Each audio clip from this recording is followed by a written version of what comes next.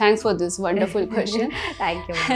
ಆಫೀಸಲ್ಲಿ ಕೂತ್ಕೊಂಡು ಕೆಲಸ ಮಾಡೋರು they are blessed. Have lot of respect for the elderlies. ಅವ್ರ ಕಾಲದಲ್ಲಿ ಏನು ಮಾಡ್ತಿದ್ರು ಅದು ಎಲ್ಲದಕ್ಕೂ ಒಂದು ರೀಸನ್ ಇರುತ್ತೆ. ಪ್ರಾಬ್ಲಮ್ ದೇ ಹ್ಯಾವ್, ಡಯಾಬಿಟಿಸ್ ಇದೆಯಾ, ಹೈಪರ್ ಟೆನ್ಷನ್ ಇದೆಯಾ, ಕಿಡ್ನಿ ಇಶ್ಯೂಸ್ ಇದೆಯಾ, ಅದಕ್ಕೆ ತಕ್ಕಂಗೆ we have to monitor. Summer season ಬಂದಾಗ ಮಾವಿನ ಹಣ್ಣು ಎಲ್ಲರಿಗೂ ಟೆಂಪ್ಟೇಷನ್ ಆಗುತ್ತೆ ಅಲ್ವಾ. ಪಾಪ ಅವ್ರಿಗೂ ಈಗ ಮನೆಯವರೆಲ್ಲರೂ ತಗೋತಿದ್ದಾರೆ, ಅವ್ರಿಗೂ ಆಸೆ ಆಗುತ್ತೆ.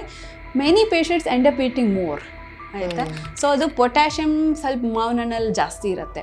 ಸೊ ಒಂದು ಲಿಮಿಟಲ್ಲಿ ನಾವು ಯಾವಾಗ್ಲೂ diet should be more inclusive rather than restrictive. ಎಲ್ಲರಿಗೂ ಇರುತ್ತೆ, ಬ್ಲೋಟಿಂಗ್ ಆಗುತ್ತೆ, ಗ್ಯಾಸ್ ಆಗುತ್ತೆ, ಆಮೇಲೆ ಅದೇನು ಒಂದಿನಕ್ಕೆ ಸರಿ ಹೋಗಲ್ಲ, ಒಂದಿನಕ್ಕೆ ಬರೋದು ಇಲ್ಲ.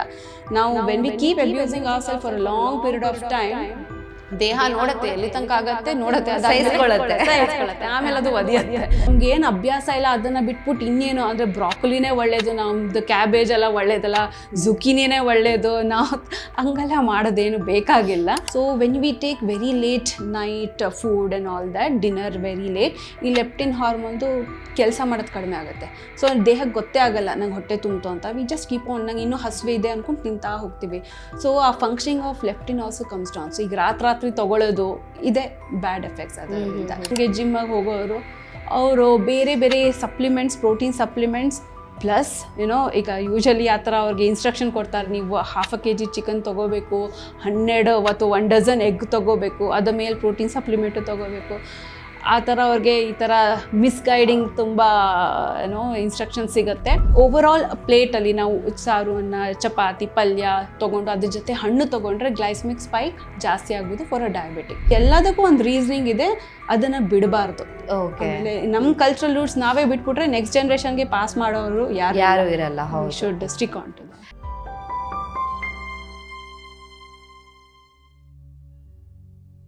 ವಿಜಯ ಕರ್ನಾಟಕ ವೀಕ್ಷಕರಿಗೆ ನಮಸ್ತೆ. ನಾನು ರಕ್ಷಾ ಕೋಟ್ಯಾನ್.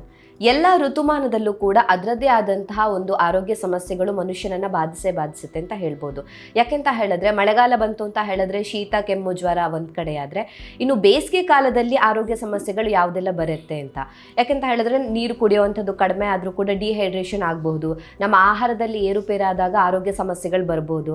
ಹಾಗಿದ್ರೆ ಈ ಬೇಸಿಗೆ ಟೈಮಲ್ಲಿ ಅಥವಾ ಸಮ್ಮರಲ್ಲಿ ನಾವು ಯಾವೆಲ್ಲ ಫುಡ್ಡನ್ನು ತಿನ್ನಬೇಕಾಗತ್ತೆ, ಯಾವೆಲ್ಲ ಡಯಟನ್ನು ಫಾಲೋ ಮಾಡಬೇಕಾಗತ್ತೆ, ಆರೋಗ್ಯವನ್ನು ಹೇಗೆ ಕಾಪಾಡ್ಕೋಬೇಕಾಗತ್ತೆ, ಈ ವಿಚಾರದ ಬಗ್ಗೆ ಹೆಚ್ಚಿನ ಮಾಹಿತಿಯನ್ನು ತಿಳಿಸ್ಕೊಡೋದಕ್ಕೆ ಇವತ್ತು ನಮ್ಮ ಜೊತೆ ಇದ್ದಾರೆ miss Shalini Aravind, chief dietitian, Fortis hospital, Bannerghatta road, Bangalore. Doctor, ಕಾರ್ಯಕ್ರಮಕ್ಕೆ ಸ್ವಾಗತ.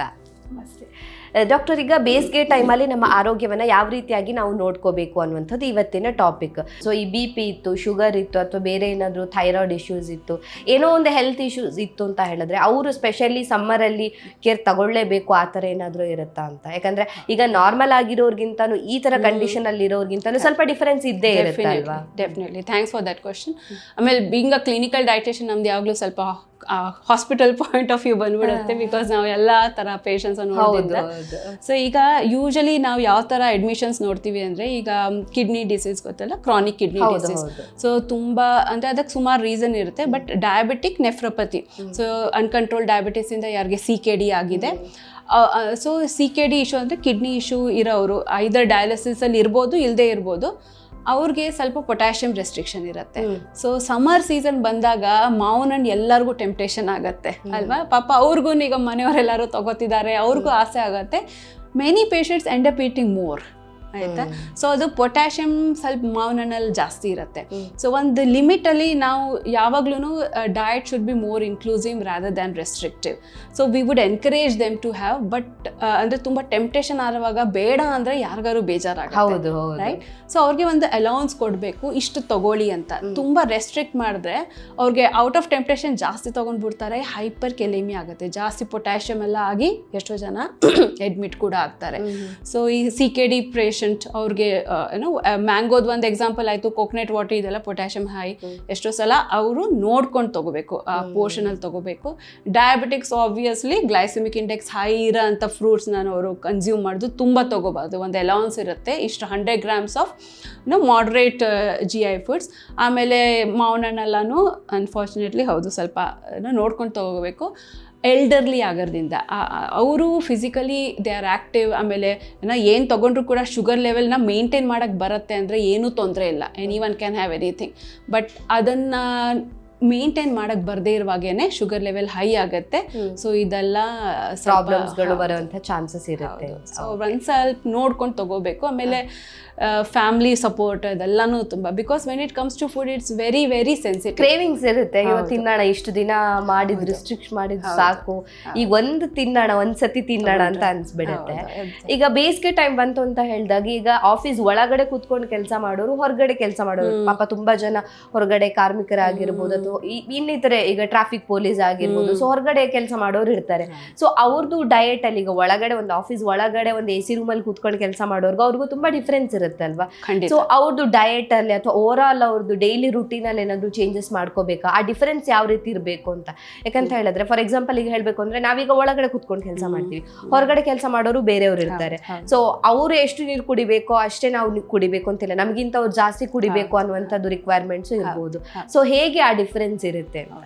ಖಂಡಿತ, thanks for this wonderful question. Thank you. So ಇದು ತುಂಬ ಕಷ್ಟ ಅವ್ರಿಗೆ. ನಾವು ಅದೇ ಹೇಳ್ತೀವಿ, ಈಗ ಒಂದು ಆಫೀಸಲ್ಲಿ ಕೂತ್ಕೊಂಡು ಕೆಲಸ ಮಾಡೋರು ದೇ ಆರ್ ಬ್ಲೆಸ್ಡ್. ಅಲ್ಲೇ ರೆಸ್ಟ್ ರೂಮ್ ಇರುತ್ತೆ, ಅಲ್ಲೇ ಎಲ್ಲ ಇರುತ್ತೆ. ನಿಮಗೆ ಅಷ್ಟಲ್ಲೂ ಕೂಡ ಎದ್ದು ಹೋಗಿ ನೀರು ಕುಡಿಯೋದಿಲ್ಲ ಅಲ್ಲ. ಎಷ್ಟೋ ಜನ ನನಗೆ ಬಾಯಾರಿಕೆನೇ ಆಗಲ್ಲ ಅಂತಾರೆ, ಬಟ್ ಬಾಡಿಗೆ ಬೇಕು ನೀವು ತಗೋಬೇಕು ಅಂತೀವಿ. ಅದೇ ಇಮ್ಯಾಜಿನ್ ಮಾಡಿ, ಆಚೆ ಕಡೆ ಕೆಲಸ ಮಾಡೋರು ಪೂರ್ತಿ ಹೊತ್ತು ಆಚೆ ಇರ್ತಾರೆ. ಮೊದಲೇ ಹೇಳ್ದಾಗೆ ಮಾರ್ಕೆಟಿಂಗ್ ಡಿಪಾರ್ಟ್ಮೆಂಟ್ ಅವ್ರು ಆಗಿರೋಗ್ಲು, ಫೀಲ್ಡ್ ವರ್ಕ್ ಸೇಲ್ಸಲ್ಲಿರೋರು ಆಗ್ತಿರೋರು. ಆಮೇಲೆ ಅವ್ರಿಗೆ ತಾನೇ ಅವ್ರು ಎಷ್ಟೋ ಸಲ ರೆಸ್ಟ್ರಿಕ್ಟ್ ಮಾಡ್ತಾರೆ, ಯಾಕೆಂದರೆ ಅಷ್ಟೊಂದು ಫೆಸಿಲಿಟಿ ಇರೋದಿಲ್ಲ, ಟಾಯ್ಲೆಟ್ಸ್ ಆಗಲಿ ಎಲ್ಲನೂ. ಸೊ ಆಮೇಲೆ ತುಂಬ ಹೊತ್ತು ಗ್ಯಾಪ್. ಈಗ ಆಟೋ ಕ್ಯಾಬ್ ಡ್ರೈವರ್ಸು ಅವ್ರಿಗೆ ಯಾವ ಹೊತ್ತಲ್ಲಿ ಅವ್ರಿಗೆ ಹೆಂಗೆ ಆರ್ಡರ್ ಬರುತ್ತೆ ಹೇಳೋಕ್ಕಾಗಲ್ಲ. ಸೊ ತುಂಬ ಹೊತ್ತು ಗ್ಯಾಪ್ ಆಗೋಗುತ್ತೆ. ಸೊ ಅಂಥವ್ರಿಗೆ ನಾವು ಯಾವಾಗಲೂ ಹೇಳ್ತೀವಿ, ಒಂದು ಸ್ವಲ್ಪ ನಿಮಗೆ ಯಾವ್ದು ಈಸಿ ಇಟ್ಕೊಳ್ಳೋಕ್ಕೆ ನಿಮ್ಗೆ ಏನು ಸ್ಟಾಕ್ ಮಾಡಿ ಇಟ್ಕೋಬೋದು ಅದನ್ನು ಯಾವಾಗಲೂ ಕ್ಯಾರಿ ಮಾಡಬೇಕು.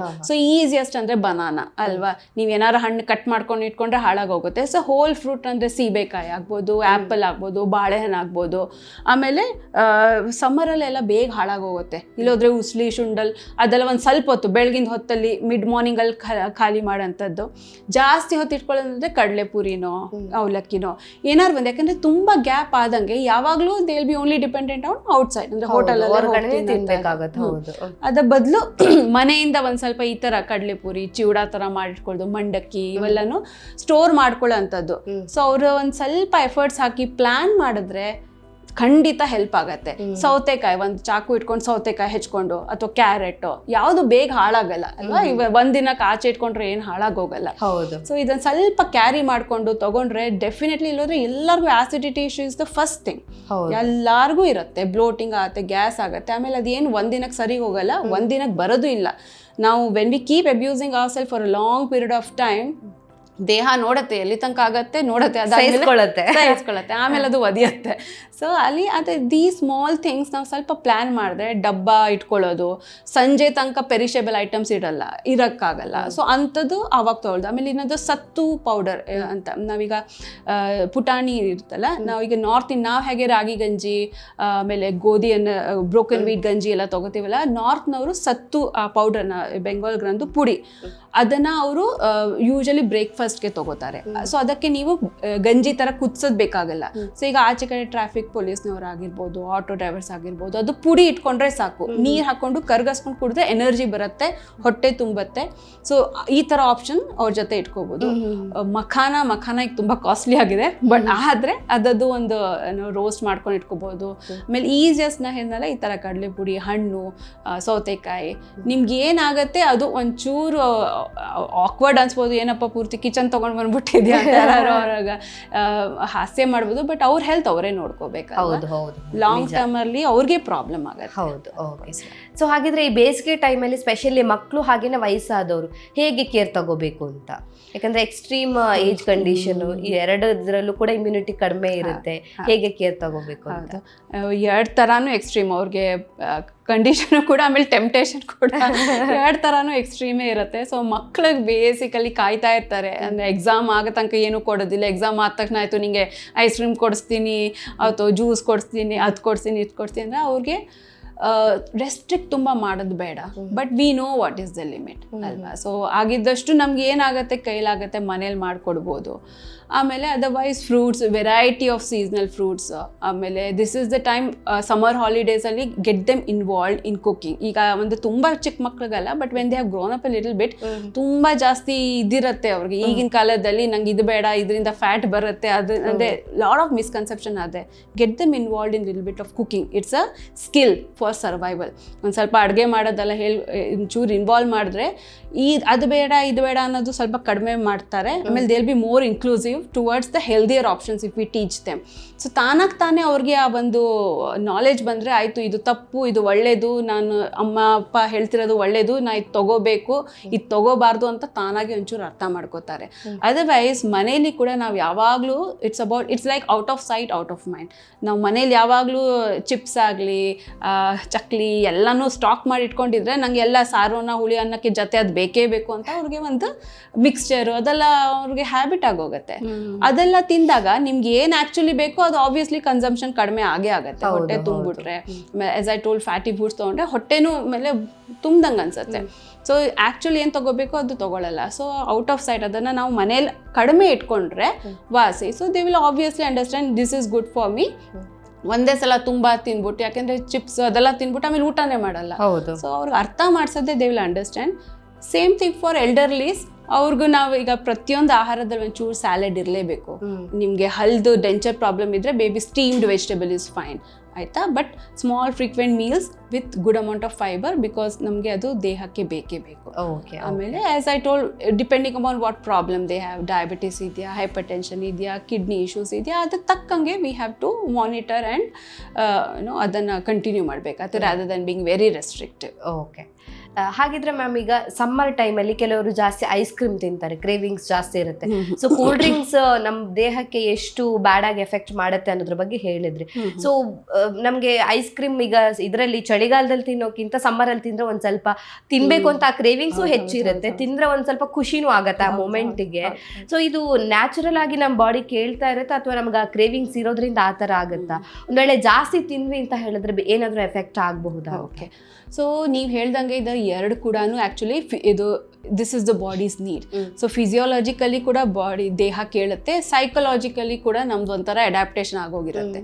ಸೊ ತುಂಬ ಶಕೆ ಇರುವಾಗ ನಂಗೆ ಏನಾದ್ರು ತಣ್ಣಗೆ ಬೇಕು, ಆಮೇಲೆ ಅದರಿಂದ ನನಗೆ ದಾಹ ಕಡಿಮೆ ಆಗುತ್ತೆ, ice cream is good option ಅಂತ ಫಿಸಿಯಾಲಜಿಕಲಿ ಕೂಡ ಅನ್ಸುತ್ತೆ. ಆಮೇಲೆ ಸೈಕಲಾಜಿಕಲಿ ಅದೊಂಥರ ನಮ್ದು ಪ್ಯಾಟರ್ನ್ ಆಗೋಗಿರ್ತೇವೆ. ಸಮ್ಮರ್ ಅಂದರೆ ನಂಗೆ ಇದು ಸಿಗತ್ತೆ, ಸೊ ಒಂಥರ ಸೆಟ್ ಅಡ್ಯಾಪ್ಟೇಷನ್ ಆಗೋಗಿರುತ್ತೆ. ಟೆಂಪ್ಟೇಷನ್ ಎರಡು ಥರನೂ ಆಗತ್ತೆ. So as I told, to a limit it's fine, ಆಯ್ತಾ. ಬಟ್ ದಿನ ರಾತ್ರಿ ಐಸ್ ಕ್ರೀಮ್ ಅಭ್ಯಾಸ, 2 ಗಂಟೆ ರಾತ್ರಿ ತಿನ್ನೋರು ಇರ್ತಾರೆ. ಇದೆಲ್ಲ ಇಟ್ಸ್ ನಾವು ತುಂಬ ಲೇಟ್ ನೈಟ್ ಎಲ್ಲ ತಗೊಳ್ಳುವಾಗ there are 2 hormones like ghrelin and leptin. Ghrelin is a hunger hormone, leptin is a satiety hormone. ಅಂದರೆ ಹಂಗರ್ ಹಾರ್ಮೋನ್ ಅಂದರೆ ನಂಗೆ ಹಸುವಾಗ್ತಿದೆ ಅಂತ ಹೇಳುತ್ತೆ, ಲೆಪ್ಟಿನ್ ಇಸ್ ಹೊಟ್ಟೆ ತುಂಬಿತು ಸಾಕು ಮಾಡು ಅನ್ನುತ್ತೆ. So when we take very late night food and all that, dinner very late, ಈ ಲೆಪ್ಟಿನ್ ಹಾರ್ಮೋನ್ ಕೆಲಸ ಮಾಡೋದು ಕಡಿಮೆ ಆಗುತ್ತೆ. ಸೊ ದೇಹಕ್ಕೆ ಗೊತ್ತೇ ಆಗಲ್ಲ ನಂಗೆ ಹೊಟ್ಟೆ ತುಂಬಿತು ಅಂತ. ವಿ ಜಸ್ಟ್ ಕೀಪ್ ಆನ್, ನಂಗೆ ಇನ್ನೂ ಹಸುವೆ ಇದೆ ಅಂದ್ಕೊಂಡು ತಿಂತಾ ಹೋಗ್ತೀವಿ. ಸೊ ಆ functioning of leptin also comes down. So ಈಗ ರಾತ್ರಿ ತೊಗೊಳ್ಳೋದು ಇದೆ ಬ್ಯಾಡ್ ಎಫೆಕ್ಟ್ಸ್ ಅದರಿಂದ. ಸೊ ಫಿಸಿಯಾಲಜಿಕಲಿ ಈ ಥರ ಎಲ್ಲ ಇದಾಗುತ್ತೆ. So coming back to your question, ice cream definitely ಅದು ನೀಡ್ಸ್, ಹೌದು ಫಿಸಿಯಾಲಜಿಕಲಿ ಕೂಡ ಕೇಳುತ್ತೆ, but it's more that psychological effect ಕೂಡ ಆಗೋದು. ಯಾಕಂದರೆ ನಾವು ವೆನ್ ವಿ ಆರ್ ಒಂದೇ ಪ್ಯಾಟರ್ನ್ ಸೆಟ್ ಆದಾಗ, ಈ ಸಮ್ಮರ್ ಹಾಲಿಡೇಸ್ ಅಂದರೆ ಇದು ತೊಗೋತೀವಿ, ಸಮ್ಮರ್ ಅಂದರೆ ಇದು ತೊಗೋತೀವಿ, ಆಬ್ವಿಯಸ್ಲಿ ಐಸ್ ಕ್ರೀಮ್ಸ್ ಆಗಲಿ ಮಿಲ್ಕ್ ಶೇಕ್ಸ್ ಒಂಥರ ಕ್ರೇವಿಂಗ್ಸ್ ಇರುತ್ತೆ. ಸೊ ನಮ್ದು ಫಿಸಿಯಾಲಜಿಕಲ್ ನೀಡ್ ಇದ್ದರೂ ಕೂಡ ಎಲ್ಲಿ ತನಕ ತೊಗೋಬೇಕು ಅಷ್ಟೇ ತೊಗೋಬೇಕು. ಎವ್ರಿ ಡೇ ಹ್ಯಾಬಿಟ್ ಅಷ್ಟು ಒಳ್ಳೆಯದು. ಓಕೆ.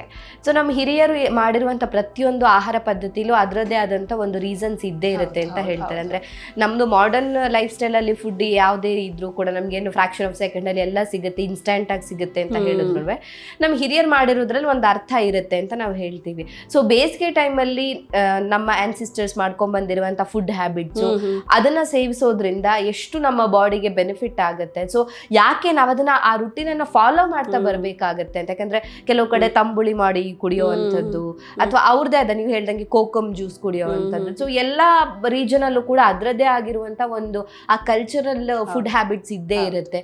ಸೊ ಅದು ಯಾಕಷ್ಟು ಇಂಪಾರ್ಟೆಂಟ್ ಆಗುತ್ತೆ ಅಂತ. ಹೌದು. ಫಸ್ಟ್ ಆಫ್ ಆಲ್ ನನಗೆ we have lot of respect for the elderlies. ಅವ್ರ ಕಾಲದಲ್ಲಿ ಏನು ಮಾಡ್ತಿದ್ರು ಅದು ಎಲ್ಲದಕ್ಕೊಂದು ರೀಸನ್ ಇರುತ್ತೆ. ಬರೀ ಸೈಂಟಿಫಿಕ್ ರೀಸನ್ ಕೊಡೋಕ್ಕಾಗದೇ ಇರ್ಬೋದು ಮೋಸ್ಟ್ಲಿ ಎಷ್ಟೋ ಜನ, ಬಟ್ ನಾವು when you dig and understand there is always some reasoning which has lot of importance. So ಮೊದಲು ಕೂಡ ಈಗ ಅಂದರೆ ಹೆಸರು ಕಾಳು ಎಷ್ಟೋ ಸಮ್ಮರ್ ಟೈಮಲ್ಲಿ ಹೆಸರು ಬೇಳೆನ ಜಾಸ್ತಿ ಯೂಸ್ ಮಾಡಿ ತಂಪು ಅಂತ. ಸೊ ಅವ್ರು ಇದರಲ್ಲಿ ತಂಪು ಅಂತ ಯೂಸ್ ಮಾಡ್ತಾರೆ. So when you find out the reasoning, moong dal ಹೆಸರು ಬೇಳೆ ಅದು ಸ್ವಲ್ಪ easily digestible as compared to other dal. So probably ಹಾಗಾಗಿ ಅದು ಬಂತು. ಯಾಕೆ ನಾವು ಹೇಳ್ದಂಗೆ ಸಮ್ಮರಲ್ಲಿ you don't really burden your protein ಜಾಸ್ತಿ ಇರುತ್ತೆ. Protein normal like all dals almost similar ಇರುತ್ತೆ ಪ್ರೋಟೀನ್ ಕಂಟೆಂಟ್, ಬಟ್ ಅಷ್ಟೇ ಸೇಮ್ ಪ್ರೋಟೀನ್ ಇದ್ರೂ ಕೂಡ ಈಸಿಲಿ ಡೈಜೆಸ್ಟಬಲ್. ಸೊ ನಮ್ಮ ಟಮ್ಮಿ ಮೇಲೆ ಜಾಸ್ತಿ ಟ್ಯಾಕ್ಸು ಆಗಲ್ಲ. ಸೊ ಅದು ಹೆಸರುಬೇಳೆ ಪಾಯಸ ಆಯಿತು, ಪೊಂಗಲ್ ಆಯಿತು, ಅವೆಲ್ಲ ಸ್ವಲ್ಪ ಜಾಸ್ತಿ ತಗೋತಾರೆ. ಅದು ಒಂದು. ಆಮೇಲೆ ಮಟ್ಕ ನೀರು ಗಡಾಲಿ ನೀರಿಡೋದು, ಅದು ಕೂಡ natural way of having a cold water. It's not chilled ಅಲ್ವಾ, ಬಟ್ ಸ್ಟಿಲ್ ನಮ್ಮ ದೇಹಕ್ಕೆ ಒಂದು it quenches our thirst. So that's one another way which also because ಒಂದು ಕೂಲಿಂಗ್ ಎಫೆಕ್ಟ್ ಇರುತ್ತೆ with a little slight flavour, ಅದು ಒಳ್ಳೆಯದು. ಆಮೇಲೆ ಮೊಸರು ಅನ್ನ ಬಿಕಾಸ್ ಆಫ್ ದ ಪ್ರೋಬಯೋಟಿಕ್ ಆ ಎಫೆಕ್ಟ್, ಮೊಸರು ಮಜ್ಜಿಗೆ ಅದು ಜಾಸ್ತಿ ತಗೊಳ್ಳೋದು. ಆಮೇಲೆ ಸುಮಾರು ಈ ಥರದ್ದು ನೀವು ಹೇಳ್ದಂಗೆ ತಂಬುಳಿ, ಬಿಕಾಸ್ ಅದು ಆಬ್ವಿಯಸ್ಲಿ ಲಿಕ್ವಿಡಿ ಇರುತ್ತೆ, ಹೈಡ್ರೇಷನ್ ಇರುತ್ತೆ, ಆಮೇಲೆ ಲೈಟ್ ಆನ್ ಟಮಿ. ಸೊ ಇದೆಲ್ಲದಕ್ಕೂ ಒಂದು ರೀಸನಿಂಗ್ ಇದೆ, ಅದನ್ನು ಬಿಡಬಾರ್ದು. ಆಮೇಲೆ ನಮ್ಮ ಕಲ್ಚರಲ್ ರೂಟ್ಸ್ ನಾವೇ ಬಿಟ್ಬಿಟ್ರೆ ನೆಕ್ಸ್ಟ್ ಜನರೇಷನ್ಗೆ ಪಾಸ್ ಮಾಡೋರು ಯಾರು ಇರಲ್ಲ. Should stick on to that. So ಬೇಸಿಗೆ ಟೈಮಲ್ಲಿ ಪ್ರೋಟೀನ್ ಇಂಟೇಕ್ ರಿಸ್ಟ್ರಿಕ್ಟ್ ಮಾಡಬೇಕಾ, ಅಥವಾ ನಾರ್ಮಲ್ ಆಗಿ ಕೆಲವರು ಜಾಸ್ತಿ ಪ್ರೋಟೀನ್ ತಗೋತಾರೆ, ಜಿಮ್ಗೆ ಹೋಗೋರು ತಗೋತಾರೆ. ಸೊ ಹಾಗಾದ್ರೆ ಸಮ್ಮರ್ ಟೈಮಲ್ಲಿ ಪ್ರೋಟೀನ್ ಇಂಟೇಕ್ ಎಷ್ಟಿರಬೇಕು ಅಂತ? ಓಕೆ, ಸೊ ನಾ ಆಗಲೇ ಹೇಳ್ದಂಗೆ ರಿಕ್ವೈರ್ಮೆಂಟ್ಸ್ ಸಮ್ಮರ್ ಟೈಮಲ್ಲಿ ಒಂದು ಸ್ವಲ್ಪ ಸ್ಲೈಟ್ಲಿ ಕಡಿಮೆ ಆಗುತ್ತೆ, because body gets use to how much we need. ನಮ್ಮ BMR ಎಷ್ಟಿದೆ, ರಿಕ್ವೈರ್ಮೆಂಟ್ ಎಷ್ಟಿದೆ, ಅದು ತಕ್ಕಂಗೆ ಅದು ಇದಾಗುತ್ತೆ. ಹಂಗಂತ ಅಂದರೆ ಪ್ರೋಟೀನ್ ಕೂಡ ನಾವು ಹೆಂಗೆ ಎನರ್ಜಿ ರಿಕ್ವೈರ್ಮೆಂಟ್ ಚೂರು ಕಡಿಮೆ ಆಗುತ್ತೆ, ಪ್ರೋಟೀನ್ ಕೂಡ ತುಂಬ ಹೈ ಇರಲ್ಲ. ಸೊ ನಾವು obviously over all food intake ಒಂದು ಚೂರು ಕಡಿಮೆ ಆದಾಗ protein also will be taking probably less. It's not very less. Okay, V usually 0.8 to 1 gram per kg body weight is enough. So ನೀವು exercise, even 1 hour of exercise if you do, 1 gram of protein per kg body weight is enough, more than required. ಈಗ ನೀವು ಹೇಳ್ದಂಗೆ ಜಿಮ್ಮಿಗೆ ಹೋಗೋರು ಅವರು ಬೇರೆ ಬೇರೆ supplements, protein supplements plus ಈಗ usually ಆ ಥರ ಅವ್ರಿಗೆ ಇನ್ಸ್ಟ್ರಕ್ಷನ್ ಕೊಡ್ತಾರೆ, ನೀವು 1/2 kg ಚಿಕನ್ ತೊಗೋಬೇಕು, 12 ಅಥವಾ 1 dozen ಎಗ್ ತೊಗೋಬೇಕು, ಅದ ಮೇಲೆ ಪ್ರೋಟೀನ್ ಸಪ್ಲಿಮೆಂಟು ತೊಗೋಬೇಕು. ಆ ಥರ ಅವ್ರಿಗೆ ಈ ಥರ ಮಿಸ್ಗೈಡಿಂಗ್ ತುಂಬ ಇನ್ಸ್ಟ್ರಕ್ಷನ್ ಸಿಗುತ್ತೆ. ಅದೆಲ್ಲ ತಗೊಂಡಾಗ ಅದು ತಕ್ಕಂಗೆ ನೀರು ತಗೊಳ್ದೆ ಇರುವಾಗ kidney gets compromised, because you require when we take protein ಅದ್ರ ತಕ್ಕಂಗೆ ಹೈಡ್ರೇಷನ್ ಇರಬೇಕು. So ultimately kidney is the one which has to process out the protein.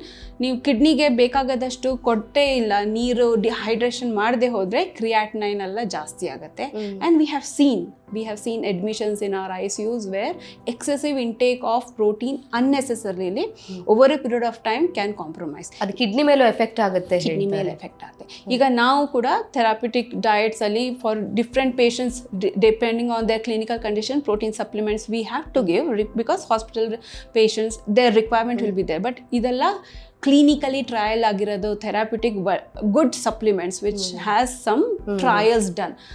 ತುಂಬ unnecessarily without any measurement, without any calculation ತುಂಬ ತೊಗೊಂಡು ಅದು ತಕ್ಕಂಗೆ ನೀರು ತೊಗೊಳ್ದೆ ಹೋದರೆ ವಿ ಸಿ ಪ್ರಾಬ್ಲಮ್ಸ್. ಓಕೆ, ಹಾಗಾದ್ರೆ ಈಗ ಫ್ರೂಟ್ಸ್ ತಿನ್ನೋದಕ್ಕೆ ಬೆಸ್ಟ್ ಟೈಮ್ ಯಾವುದು ಅಂತ? ಯಾಕಂದರೆ ಕೆಲವು ಡಾಕ್ಟರ್ಸ್ ಹೇಳ್ತಾರೆ ಊಟ ಆದಮೇಲೆ ಬಾಳೆಹಣ್ಣು ತಿನ್ನಬಾರ್ದು ಅಥವಾ ಫ್ರೂಟ್ಸ್ ತಿನ್ನಬಾರ್ದು, ಅದು ಅಷ್ಟು ಒಳ್ಳೆಯದಲ್ಲ, ಎಂಟಿ ಸ್ಟೊಮಕಲ್ಲಿ ತಿನ್ನಬೇಕು ಹೇಳ್ತಾರೆ. ನಿಜವಾಗಿಯೂ ಹೌದು? ಅಂದರೆ ಹಣ್ಣುಗಳನ್ನು ತಿನ್ನೋದಕ್ಕೂ ಇಂಥದ್ದೇ ಟೈಮಿಂಗ್ಸ್ ಒಳ್ಳೆಯದು ಅಂತ ಏನಾದರೂ ಇದೆಯಾ ಅಂತ? ನಾವು ಅಷ್ಟೊಂದು ಆ ಥರ ನಾವು ರೆಸ್ಟ್ರಿಕ್ಟ್ ಮಾಡಲ್ಲ. ಬೆಸ್ಟ್ ಬಿಕಾಸ್ ನೀವೇ ಅಂದರೆ ಸಮ್ಮರಲ್ಲಿ if you are particularly looking for summer, temperature high ಇರುತ್ತೆ ಬೆಳಗಿಂದ ಮಧ್ಯಾಹ್ನ ಎಲ್ಲನೂ.